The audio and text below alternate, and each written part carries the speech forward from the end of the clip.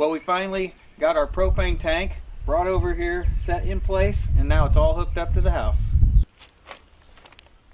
So it took us a long time to be able to, bring this propane tank out here because the tractor was broken and I was too busy to fix it. Had to put a new starter in it. I finally did that, and we wanted to move this propane tank out here while the ground was frozen so that the tractor didn't sink in this soft dirt. We were able to do that a few weeks ago, got that out here while the ground was still frozen, and then we had to wait for the ground to thaw so we could dig a trench from the tank over to the house and bury our propane line. So we finally just got this all hooked up and running within the last week. So it's only been a week now that we've finally been actually heating the house with propane, and that's all winter long we heated it with the fireplace, and that worked out really well. I was getting to the point where I was going to probably run out of wood here soon, but finally we are actually heating the house with propane. So let me show you a few things on how the propane tank is all set up and hooked up to the house.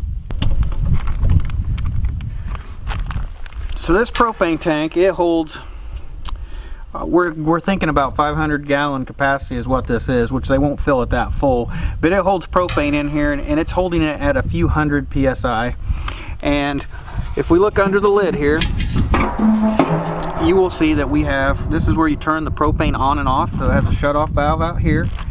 It also has a gauge that'll show you the percentage of how full the tank is, so it's easy for you to identify when you need to refill your tank. Right now we're still sitting at around 22%. So out of your shutoff valve, it comes over here to this red regulator, and that is a first stage regulator, and it regulates the pressure down to 10 psi.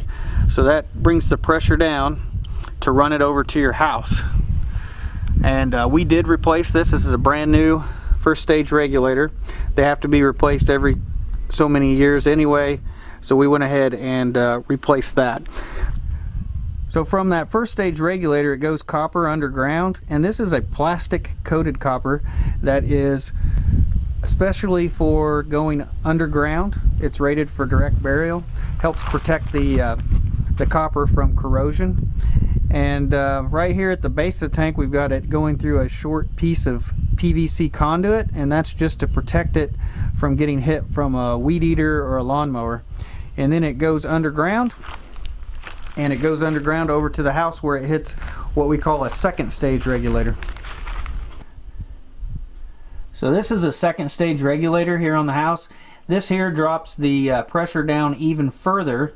It drops it down lower than 1 psi to what they call 11 inches of water column. So it's about a third psi, and this is where it goes and into your house, and then from here to your appliances.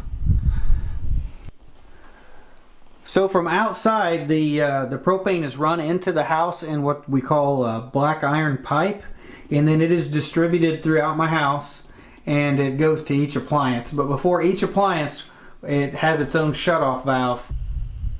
So the tank is actually about 25 feet away from the house, and I plan on driving through this section here. So to also protect that copper tubing, I have 20 feet of conduit from about here all the way close up to the deck, that tubing goes through that section there to help protect it if I drive over this, that I don't crush that tubing or damage it. I would like to mention that over here, this is the line set that's going to go to the heat pump. So the propane is actually my backup heat, or when it gets real cold, I'm actually going to have a heat pump out here that's going to heat the house. It's not set yet. It is over here sitting in a box. So I've got this heat pump that'll be put in here soon, and when it's installed, it will actually heat the house until about 30 degrees, somewhere in there, and then the propane will kick on as the backup heat. So the propane will not be my only source of heat. It's actually my backup heat source. Now, if you don't have your own tank like we do, usually you have to sign an agreement with a propane company, and they will set a tank for you, and then you have to buy the propane solely from that company. They may also charge you some type of rental fee for that tank as well. So having our own tank gives us at least some flexibility on how we purchase our propane.